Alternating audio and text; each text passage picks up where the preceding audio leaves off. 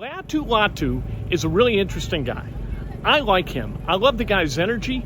He is an interesting talker. He's an interesting and energetic guy out on the practice field. I think he's going to be really energetic, really physical when the games start being played.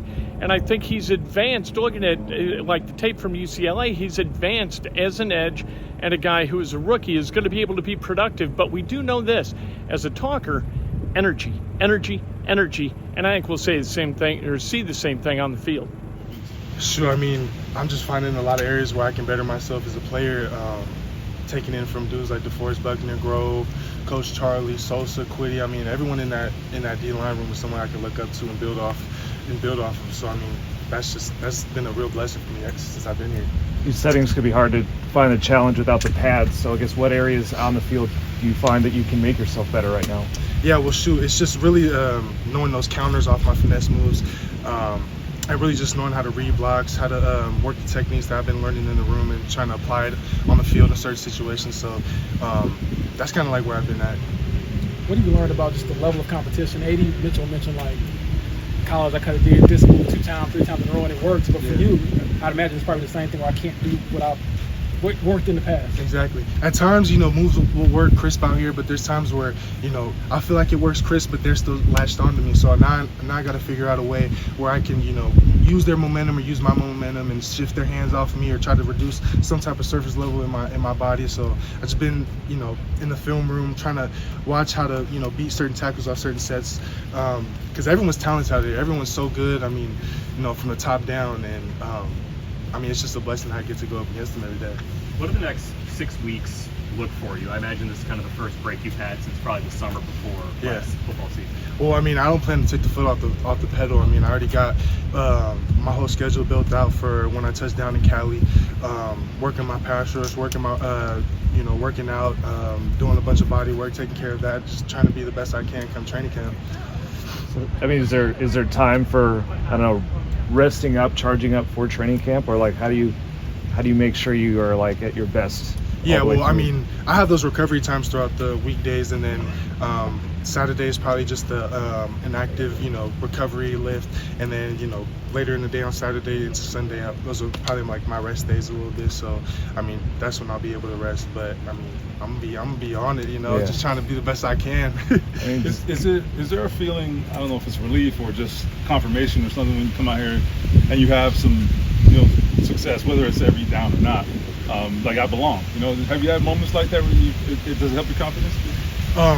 When I'm out there and I hit a move and I beat them, I'm just, we got to run to the ball right after, so I'm not thinking too much right after. But when I'm watching film, I'm just like, dang, this is crazy, I get to be a coach, and I'm out here throwing the moves like I was in college, and, I've repped it so many times. I feel like I've repped it probably a million times, certain moves, and, they're coming out against, the best of the best, so that definitely makes me, like, really happy and excited for, years to come. Sounds like you had a really big rookie camp. How much of a shift did you notice during mini camp when it's like all the veterans mixed in as well? Shoot, going from rookie mini camp into being with all the vets, I could definitely tell who's the guys, and everyone's talented, so you definitely see that shift of talent and hard work as well, because you have dudes that are different than a lot of regular human beings out there. So and it's been great. A.D. was telling us yesterday he felt like he's like living a dream.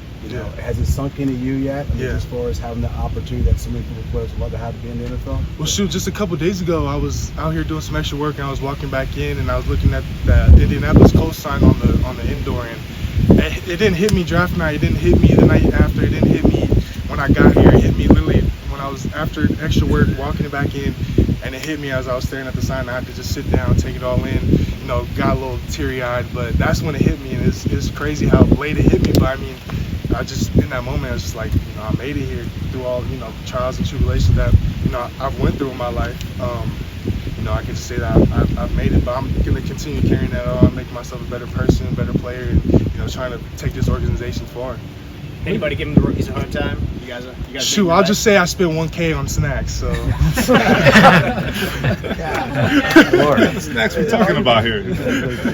Grover set that list? Waiting to get the training camp, get the pads on, and get into, I guess, real football.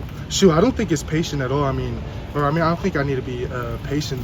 I'm definitely taking each day at a time, but it definitely helps that I get to be, training with, Quiddy, Sosa, Dio, over this offseason, bettering ourselves so that, we can flow on the field and that, individually we're getting better as well. So, Have you been able to integrate into Indianapolis much? Like when you're not here, what does the day look like for you? shoot, I'm usually just at the hotel because I'll stay in here, do, treatment and stuff like that, and then I get to the hotel, it's a little late, so I'll probably just go, to sleep, but I haven't done too much out here. I went to a Pacers game, I went to the WNBA game, and I think that's about it, really. Yeah. So I know it's just been football for me, and I can't.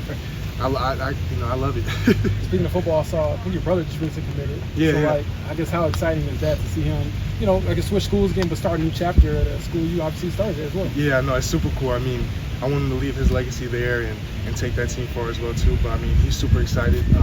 He's been through a lot during his whole time when he went to Cal and Nevada. It's a bunch of shady stuff, but he's pursued and he's overcome that, and he's at a better place now, put him in a better position to be where I'm at, because he's told me and I've told him that we want to be up here together. So Latu has really interesting balance. It's fun to watch him do what he does, even warming up.